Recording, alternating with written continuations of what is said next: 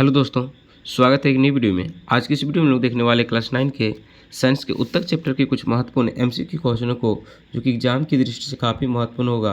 यहाँ से आप लोग को कई क्वेश्चन डायरेक्ट एग्जाम में हूबहू क्वेश्चन देखने को मिलेगा।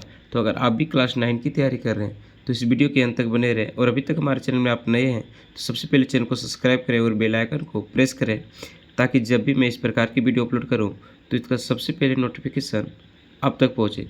तो प्यारे बच्चों, आइए हम लोग बिना देर करते हुए सबसे पहले प्रश्नों को देखते हैं। देखिए, सबसे पहला प्रश्न आपके पास में है कि जंतुओं के शरीर को ढकने वाले ऊतक को क्या कहते हैं। देखिए, जो जंतुओं के शरीर को ढकने वाले ऊतक होते हैं इसको हम लोग एपिथेलमी ऊतक कहते हैं। ठीक है, तो यहाँ पे आपका करेक्ट आंसर हो जाएगा ऑप्शन नंबर ए, एपिथेलमी ऊतक।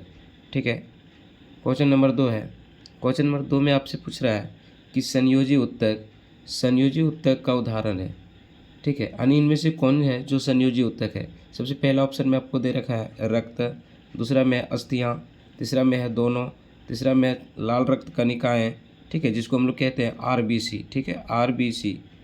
ठीक है, आरबीसी। पाँचवा में है इनमें से सभी। तो प्यारे बच्चों, इसका जो सही उत्तर हो जाएगा इनमें से सभी। देखिए, यहाँ पे रक्त जो है ये भी संयोजी ऊतक है, अस्थियाँ जो है ये भी संयोजी ऊतक है, और यहाँ पे लाल रक्त कणिका यानी कि जो आरबीसी है ये भी क्या है, तो एक संयोजी ऊतक। तो यहाँ पे आपका जो हो जाएगा करेक्ट आंसर इनमें से सभी हो जाएगा। ठीक है, चलिए नेक्स्ट प्रश्न को हम लोग देखते हैं। अगला प्रश्न है, कह रहे रक्त के तरल अगात्री भाग को क्या कहते हैं। ठीक है, रक्त के तरल अगात्री भाग को क्या कहते हैं। पहला में है जाइलम, दूसरा में प्लाज्मा, चौथा में कंडरा और चौथा में है स्नायु। तो प्यारे बच्चों, जैसे कि आप लोग को पता है कि रक्त के जो तरल अगात्री भाग होते हैं उसको हम लोग प्लाज्मा कहते हैं। ठीक है, तो यहाँ पे आपका करेक्ट आंसर हो जाएगा ऑप्शन नंबर बी, प्लाज्मा। ठीक है, नेक्स्ट देखते हैं हम लोग। क्वेश्चन नंबर 4 में पूछ रहा है आपसे कि अस्थियों, आप एक मिस्टेक है टाइपिंग में। ठीक है, यहाँ पे हो जाएगा अस्थियों से जोड़ने वाले ऊतक को क्या कहते हैं। तो जोड़ने का कार्य कौन करता है। जो हड्डियाँ होती है वो हड्डियों को जोड़ने का कार्य कौन करता है।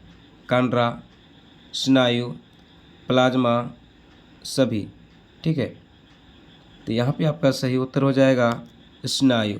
ठीक है, स्नायु जो होता है अस्थियों को अस्थियों से जोड़ने का कार्य करती है। ठीक है, लेकिन आपसे कंडरा अगर पूछे, ठीक है, तो कंडरा का क्या कार्य है, ये अस्थियों को मांसपेशियों से जोड़ने का कार्य करता है। ठीक है, अगला देखते हैं।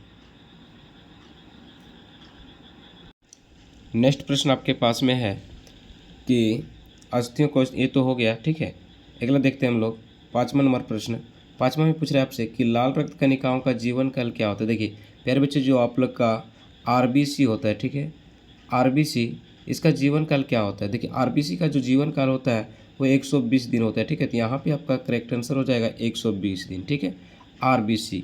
ठीक है, आरबीसी का निर्माण कहाँ पे होता है, तो आप लोग सभी याद रखिएगा अस्थि मज्जा में निर्माण होता है। ठीक है, अस्थि मज्जा में। ठीक है, प्यारे बच्चों, आप लोग याद रखिएगा जो बच्चे होते हैं, ठीक है, तो जो भ्रूण विकसित होता है, ठीक है, उसमें जो आरबीसी का निर्माण होता है वो अकृत में होता है। ठीक है, तो आप लोग याद रखते चलिएगा अकृत।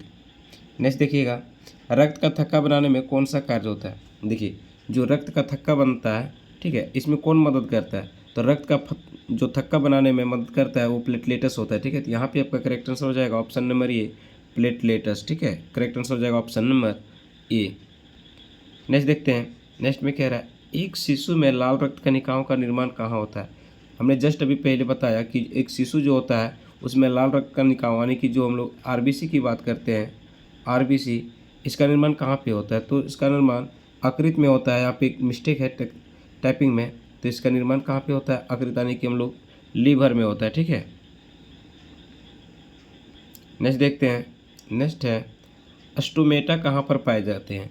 अस्टोमेटा यानी कि बात करें हम लोग रंध्र। ठीक है, रंध्र कहाँ पे पाए जाते हैं, तना में, जड़ में, पत्तियों में, फल में। देखिए जो अस्टोमेटा होते हैं वो पत्तियों में पाए जाते हैं। ठीक है, तो यहाँ पे इसका सही उत्तर हो जाएगा ऑप्शन नंबर सी, पत्तियों में। ठीक है, इसका क्या कार्य है, ठीक है, तो ये गैसों का आदान प्रदान करता है। ठीक है, जबकि वाष्पोत्सर्जन में क्या है, ये मदद करता है। नेक्स्ट है निम्न से कौन सा पादप उत्तक कोशिका का विभाजन में सक्षम है।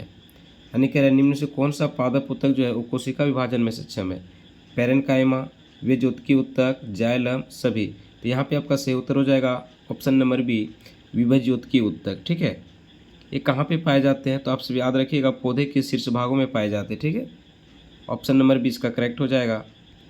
अगला देखते हैं, उत्तक के अध्ययन को क्या कहा जाता है? देखिए, उत्तक के जो अध्ययन होते हैं उसको हम लोग हिस्टोलॉजी कहा जाता है, ठीक है। तो यहाँ पे करेक्ट आंसर हो जाएगा आपका ऑप्शन नंबर ए, हिस्टोलॉजी, ठीक है। नेक्स्ट है, किस उत्तक को लकड़ी भी कहा जाता है? यानी कहने का अर्थ है कि कौन सा उत्तक है जिसको हम लोग लकड़ी यानी कि वुड भी कहा जाता है, ठीक है। क्या कहते हैं? वुड भी कहा जाता है, ठीक है।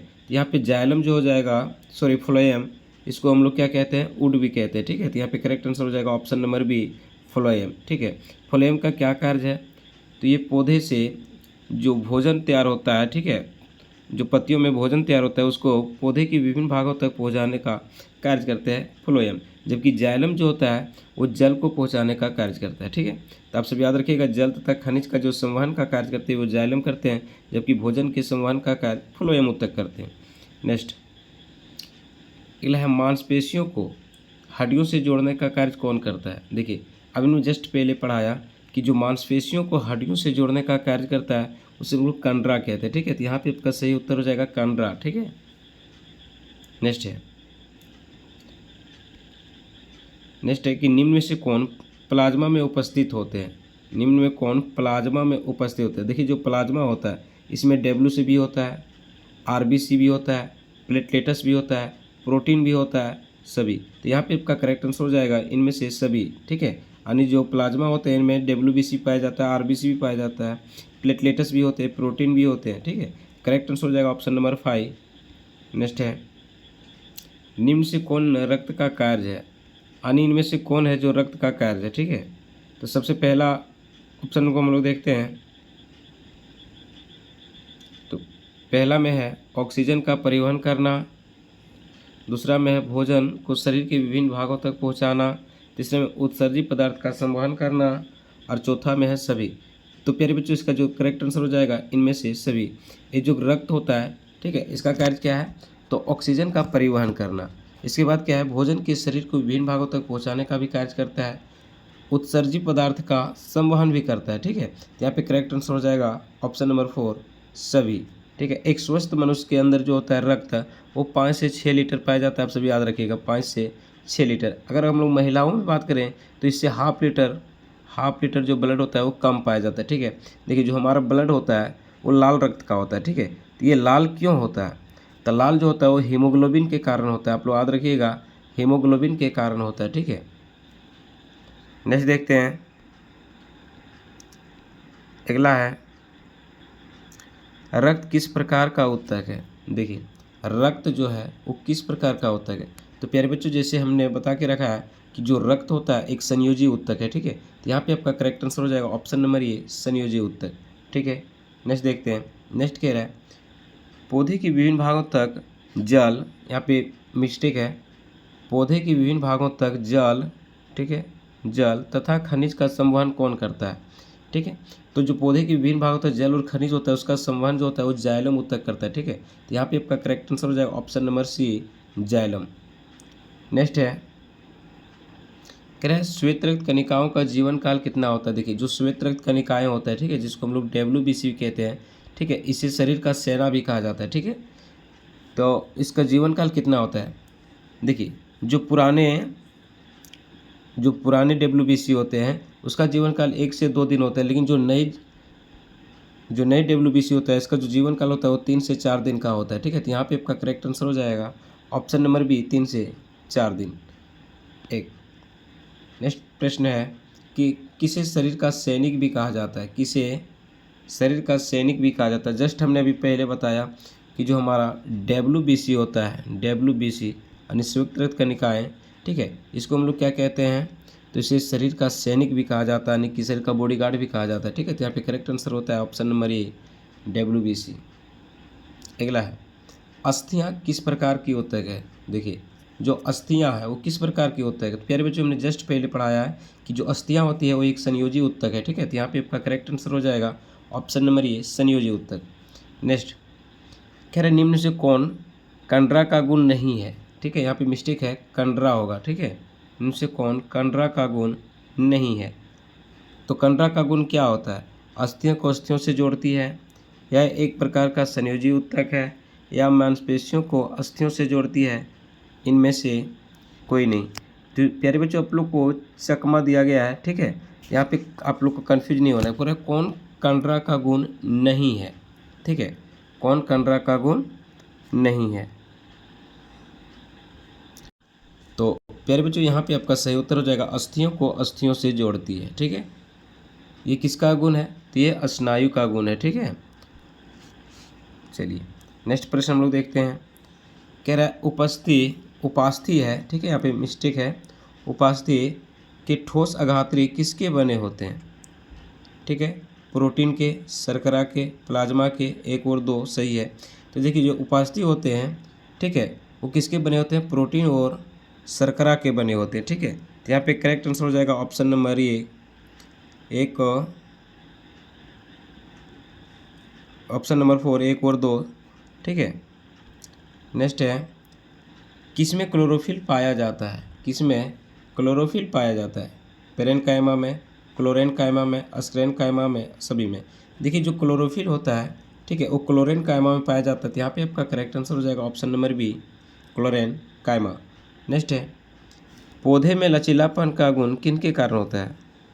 पौधे में जो लचीलापन होता है, ठीक है, ये किसके कारण होता है? पेरेनकाइमा के कारण, क्लोरेनकाइमा के कारण, अस्क्लेरेनकाइमा के कारण, सभी। तो इसका जो करेक्ट आंसर हो जाएगा ऑप्शन नंबर बी, क्लोरेनकाइमा के कारण, ठीक है। नेक्स्ट है, निम्नलिखित में से कौन सा ऊतक पौधों को कठोर मजबूत बनाता है? यानी कहने का अर्थ है कि इनमें से कौन सा ऊतक है जो पौधों को कठोर यानी कि मजबूत बनाता है? पेरेनकाइमा, क्लोरेनकाइमा, अस्क्लेरेनकाइमा, सभी। तो यहाँ पे आपका जो करेक्ट आंसर होगा ऑप्शन नंबर सी, अस्क्लेरेनकाइमा हो जाएगा, ठीक है। नेक्स्ट है, किसकी कोशिकाएं मृत होती है? किसकी कोशिकाएं मृत होती है, ठीक है? जाइलम, फ्लोएम, अस्क्लेरेनकाइमा, इनमें से कोई नहीं। तो प्यारे बच्चों, यहाँ पे जो आपका सही उत्तर हो जाएगा ऑप्शन नंबर ए, जाइलम की जो कोशिकाएं होती है मृत होती है, और अस्क्लेरेनकाइमा के भी जो कोशिकाएं होती है वो मृत होती है, ठीक है। तो ऑप्शन तो ऐसा दिया नहीं है, ठीक है। इसका ऑप्शन जो करेक्ट आंसर होगा वो ये और सी दोनों होना चाहिए, ठीक है। नेक्स्ट अगला है, नारियल के छिलके किसके बने होते हैं? देखिए जो नारियल के छिलके हैं वो किसके बने होते हैं? तो ये अस्क्लेरेनकाइमा के बने होते हैं, ठीक है। तो आपका ऑप्शन नंबर सी जो है करेक्ट हो जाएगा यहाँ पे। नेक्स्ट है, अस्क्लेरेनकाइमा की भित्ति मोटी किसके कारण होती है? ठीक है, जो अस्क्लेरेनकाइमा होती है इसकी जो भित्ति होती है प्राय मोटी होती है, किसके कारण होती है? तो ये प्रोटीन के कारण होता है। यहाँ पे आपका करेक्ट आंसर हो जाएगा ऑप्शन नंबर ए, प्रोटीन के कारण। नेक्स्ट, पौधे में वाष्पोत्सर्जन का कार्य किसके द्वारा होता है? देखिए हमने जस्ट पहले बताया कि जो पौधे में होता है वाष्पोत्सर्जन का कार्य वो रंध्रों के द्वारा होता है, ठीक है। तो यहाँ पे करेक्ट आंसर हो जाएगा ऑप्शन नंबर ए, रंध्र। ये रंध्र क्या होता है? तो देखिए पत्तियों में आपको छोटे छोटे छिद्र दिखाई देंगे, ठीक है। इसी छिद्र को हम लोग क्या कहते हैं? तो रंध्र कहते हैं, ठीक है। चलिए नेक्स्ट हम लोग देखते हैं। कह रहा है पौधे में अतिरिक्त जल को वाष्प के रूप में बाहर निकालना क्या कहलाता है? देखिए जो पौधे में अतिरिक्त जल होता है, ठीक है, इसको वाष्पोत्सर्जन के द्वारा क्या होता है? बाहर निकाल दिया जाता है। तो वाष्पोत्सर्जन द्वारा बाहर निकाल दिया जाता है तो इसको क्या कहते हैं? तो वाष्पोत्सर्जन कहते हैं, ठीक है। तो यहाँ पे करेक्ट आंसर हो जाएगा ऑप्शन नंबर बी, वाष्पोत्सर्जन। नेक्स्ट है, हीमोग्लोबिन की कमी के कारण कौन सा रोग होता है? देखिए यानी कहने का अर्थ है जो HB होता है, ठीक है, यानी हेमोग्लोबिन, ठीक है, इसके कारण कौन सा रोग होता है? तो इसके कारण जो होता है एनीमिया होता है, ठीक है। आप लोग याद रखिएगा, एनीमिया, जब रक्त की कमी हो जाता है तो इसे एनीमिया नामक रोग होता है, ठीक है। तो ये कुल 30 MCQ क्वेश्चन था जो कि काफ़ी इंपॉर्टेंट है। अगर वीडियो अच्छा लगा होगा तो चैनल को सब्सक्राइब कर लीजिएगा और अपने दोस्तों तक शेयर ज़रूर कीजिएगा।